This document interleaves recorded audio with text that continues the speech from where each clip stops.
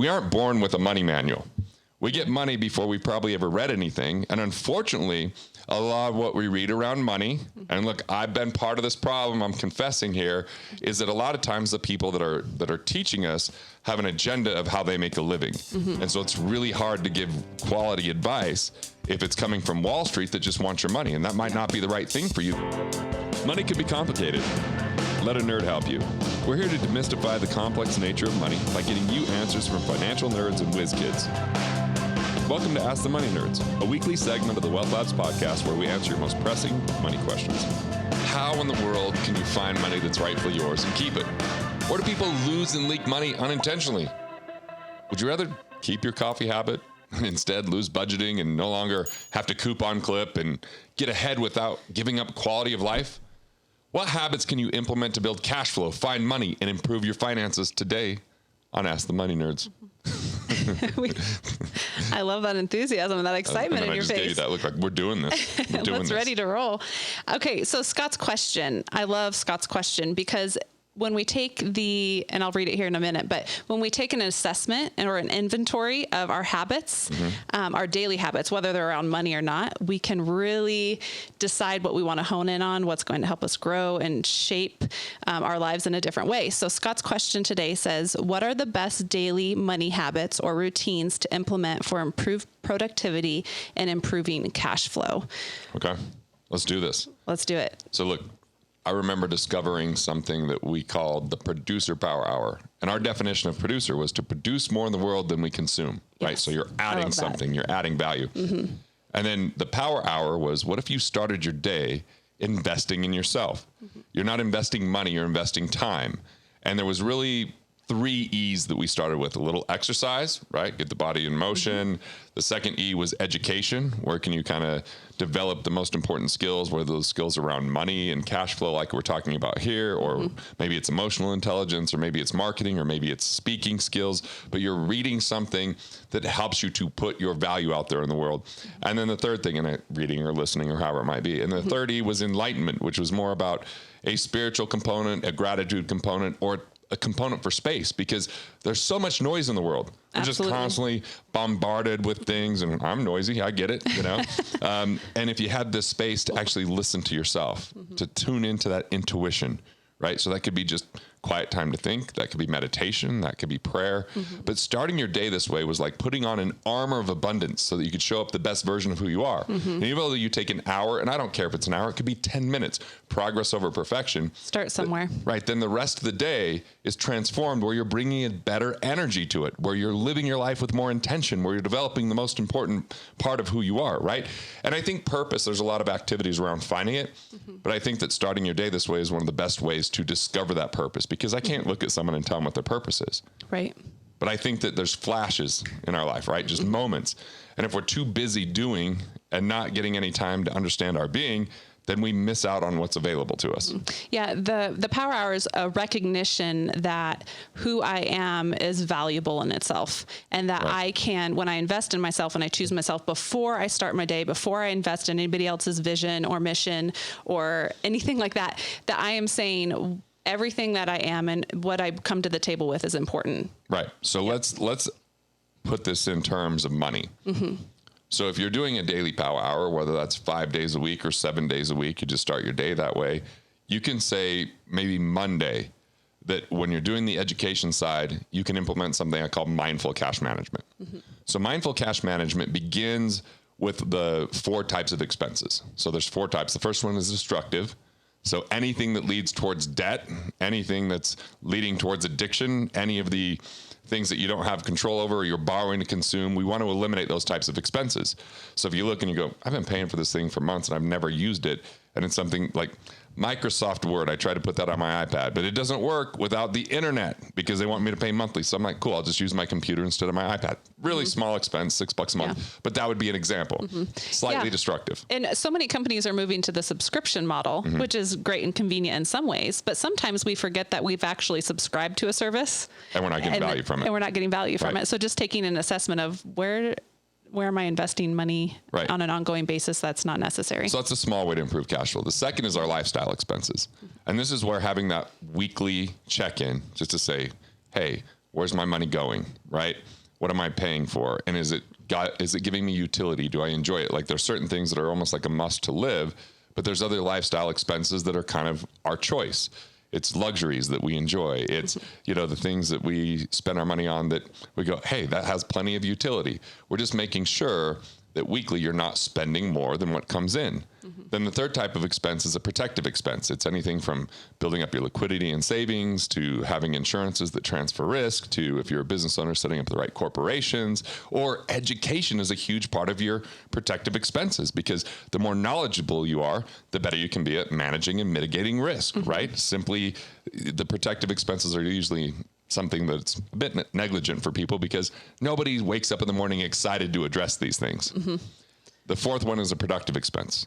Where can you add $1 in your life and have more than $1 come out the other side? Maybe it's investing in your skills and abilities. Maybe it's investing in marketing. Maybe it's investing in, just simple knowledge that you go, okay, I now know better what to do to monetize who I am and what I'm about and reach more people or more deeply impact the people that I'm reaching. Yeah. But by differentiating the four expenses, this isn't about budgeting. It's about mindfulness, right? So if you can pay yourself first, so it's just an automation. Every time you make a deposit in the bank, there's a separate account that has an automatic percentage go. You don't even have to think about it. It just sweeps over there. You're like, cool. Now everything else that's left over is mine to spend how I want. And so this is how we start to manage cash flow. And then you're just looking at, can I eliminate any destructive expenses? Are there any lifestyle expenses that need to be managed and maybe I can wait on because they're not that important and they're taking away from where I want to go?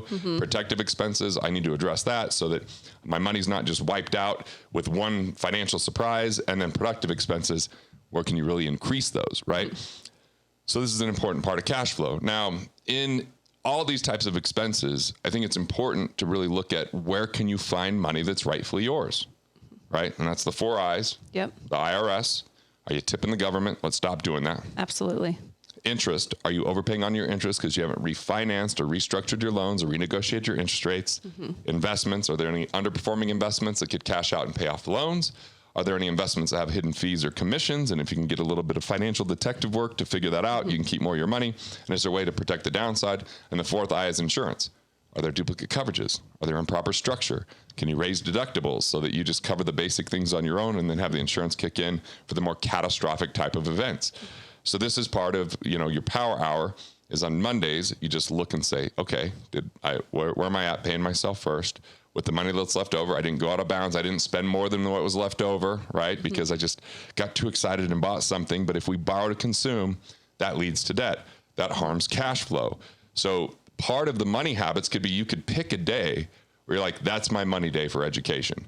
So mindful cash management on that day, and you listen to one of these YouTube videos, or you pick up one of my books, or something like that, and you're just increasing your education because we aren't born with a money manual.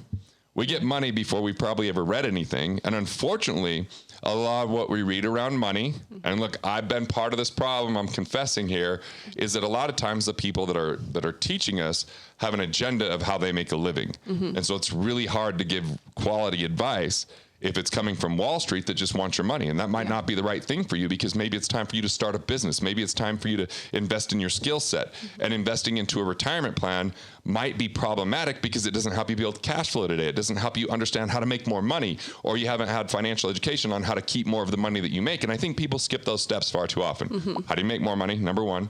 How do you keep more of the money that you make without cutting back? And they go right to, how do I make money on my money? Yeah. And it becomes speculative. Well, I should do gold. I should do cryptocurrency. I should do real estate. I should do mutual funds. I should do a stock. And the thing is, before you've really invested in your investor DNA and discovered what type of investor are you? What are good investments for you? What can you do to create economic independence? This is such a huge factor, economic independence. Let's see if you can define it for us. Economic independence is when you have more money coming in than expenses, right? But that money's coming in on a regular basis from assets or from businesses that don't require your every single day involvement. It doesn't mean that you just set it and forget it and it always works out. Right. A lot of people will say, I want to learn how to get passive income. Would you differentiate the two, like, economic independence and having reoccurring funds coming in? But it's not necessarily passive, right? But that's just a term that floats around in the financial world a lot. Right. I think that we've been lulled to sleep thinking that investments should be passive. we hand our money over and we make our money work for us. But the problem is, if that money isn't actually doing what we want it to do because it's taking on too much risk, there's too much volatility, there's too many fees, it's not creating cash flow, actually funding retirement plans can slow down our economic independence. I want people to be more active with their investments than less, meaning especially in the choice. Like if you're going to invest in real estate, be willing to say, that's not a good deal. That's not a good deal. That's, this might be a good deal. Let me investigate it further rather than just handing it over to someone saying, well, they're the expert. I'll just trust them. Now, let me be really clear about this. There are extraordinarily intelligent, smart, brilliant people on Wall Street, but a lot of those are working for themselves or working for hedge funds. And there's a lot of people that are handing their money over and it's not working hard enough for them. It's not doing enough for them. It's about accumulation, which is waiting for 30 years, compounding your interest and hoping that's going to take care of some future date. I want people to focus a lot more on how do you create cash flow. And Investor DNA would say, what category are you going to focus on?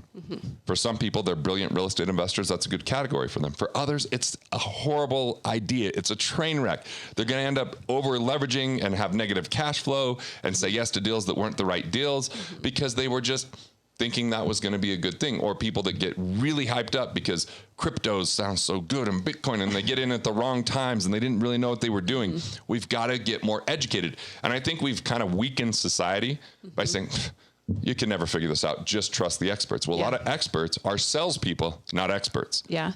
It's like whoever is selling us on an idea or a product, we really have to look at where are they incentivized? Right. And those are questions that we can all ask people. It's hard to, navigate all of this, but when you begin to ask them those questions, you might get a more clear idea on how they're incentivized. And that's going to help you understand why they're pushing a product or a service to you. Right. Follow the money.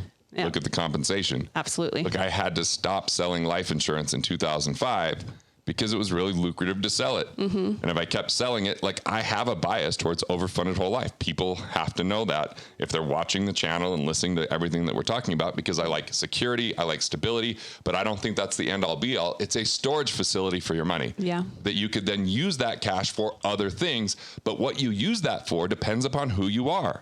Where can you create cash flow? For me, right now, I think that's private businesses for me. Okay. Yeah. Private businesses. Are there ones out there that can support Wealth Factory and our mission and vision that we could acquire, that gives us new ability, it gives us new infrastructure, gives us better reach, it gives us a good team.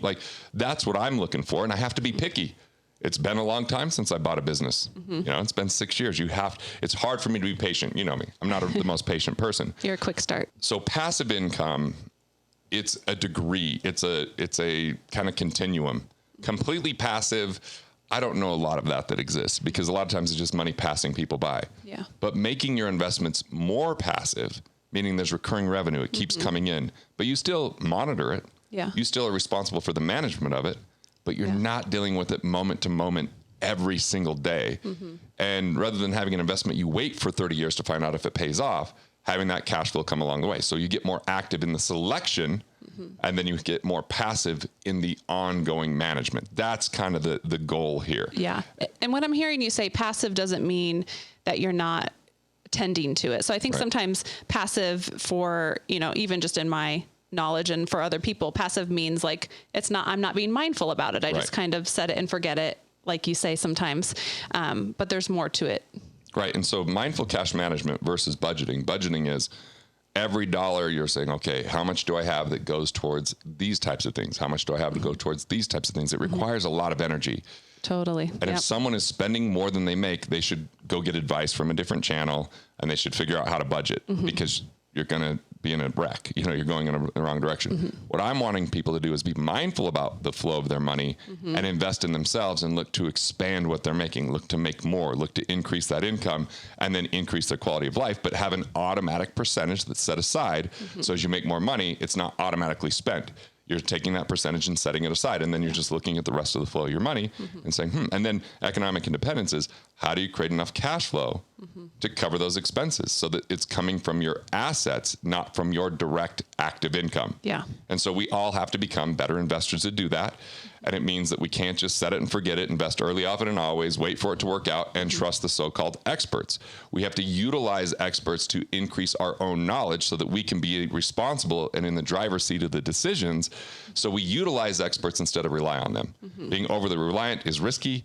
Utilizing from the right voices and the people that have, done it before, or that really, they have a niche. So there's brilliant people that teach real estate. I'm not a big stock trading guy. I just don't think it creates enough value in the world. So there's people that can teach it, but they can't teach people how to govern their emotions. And so a lot of those things get sidetracked because of the emotions.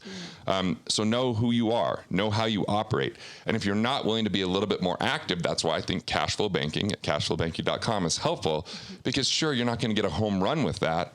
But if you can get 4 or 5% with safety, with some security, with a level of guarantee once it's there, that's better than speculating in things you don't know and understand. And that volatility a lot of times gives people knots in their stomach. They're like, I just worked so hard for this and it just went down in value and I don't know why. And I had nothing to do with it. And that lack of control is actually creating far too much chaos. So the good news is you don't have to know everything that there is to know about finance. You have to know a few things, but know them really well, and life gets increasingly better. Yeah.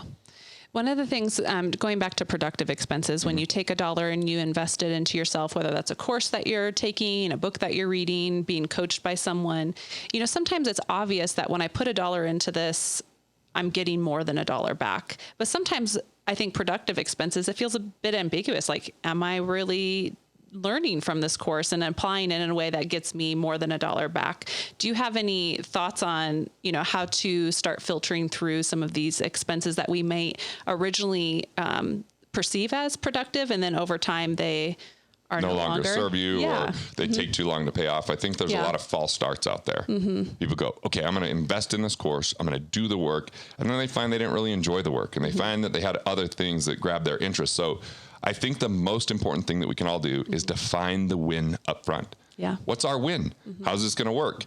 And my good friend Rich Christensen said, and then you create your safeguards. You create your guardrails is what he calls them. He's like, you're going to zigzag towards that goal, but you want to have guardrails so you don't get too far off course and end up crashing. Yeah. So I would call that course corrections along the way rather than a forced correction because you didn't pay attention. And so I just look at, for me, it's really around intellectual property is my number one investment. Looking to potentially acquire businesses would be a number 2 investment, but real estate's no longer part of my portfolio, but I think there's good people that can do that. It's just not where I want to put it. It was a distraction for me. I don't invest in the stock market. I've had no money in the stock market for a very long period of time. I haven't had to deal with that volatility. I haven't had to deal with, those major losses. It's just not my investor DNA. It might be for a few people, but far too many people are doing it without the knowledge. Yeah. There's plenty of opportunity out there. It's just that most people don't have cash on hand when the opportunities come, because rookie investors always stay invested. Pros sit in cash and then they capitalize when the time is right. The time is going to be right. There's so much opportunity coming everyone's way because it's a chaotic economic time. Yeah. And that chaos provides that opportunity for those that are prepared. So get access to cash. Focus on your cash flow and your cash management. Take all your assets that aren't producing cash flow and start looking at ways you can deploy it to create cash flow. And unfortunately, most people just want a really easy answer. I hand my money over and everything works out. But that hasn't worked out for far too many people. 95% of people are not economically independent at age 65. They still had a retirement plan, but the retirement plan didn't get them where they thought they wanted to go. And with every year that it's not there, there's a year that they lost time value of money. There's less time to make it work out. Yeah. And unfortunately, what's really the travesty is they sacrificed to get there. Oh, yeah. They missed out on experiences. They worked extra time. They're doing everything they could to help themselves and their family out, but they're stuck in the wrong game. The wrong game of deferral, of delay, of sacrifice, of scrimping, of budgeting, and of saving. And we lose who they are through value creation. The number one thing you can do is learn how to create more value and add more value to the world. That's what's going to bring about more cash flow. And then you just got to make sure you learn how to create that cash flow, how to make that money. Some people give their talents away for far too long for free. And there's the book Give and Take by Adam Grant that says those people that give too much, without getting anything in return, end up at the bottom. You got to be the givers that also make sure that you're getting paid for what you're giving. And if you can really discover that, I think that there's an extraordinary world out there, and we've got plenty of problems, Stova, plenty of problems. And the bigger the problem that gets solved, the bigger the payoff. So where can you be part of being a problem solver rather than just pointing out problems? Where can you be part of the solution rather than just complaining? And where can you develop who you are, knowing that it's going to feel scary at times, but mistakes are part of the process. Try to make smaller mistakes rather than wait. And then the big mistake is that you never got started, that you never defined your win. You never knew what success meant to you, and you let society define it for you. So there's a lot to this. There'll be plenty more videos to talk about it. But, I think the important thing here is you create your morning ritual, right? You build out mindful cash management, knowing where there's a flow to your money. You know your different types of expenses. You know how to eliminate the destructive ones. You know how to increase the productive ones. And ultimately, you look for money that's missing from your life because you're paying too much to the government or too much to a financial institution. And you really start looking at the rules of the game. And those rules are cash flow. They're discovering your investor DNA. They're looking for ways that you can create recurring revenue, and that you're watching a video like this, which means that you're interested. Make sure you become committed to one thing that will add more cash to your life today. If you do that, that's momentum. Then take that momentum, invest it back into yourself, add more value, and the world starts to become a much better place. Yes, I'm with you on that. Want to master your money? Want to figure out the things that you could do to improve your finances? Click here and check out more videos like this on Money Matters.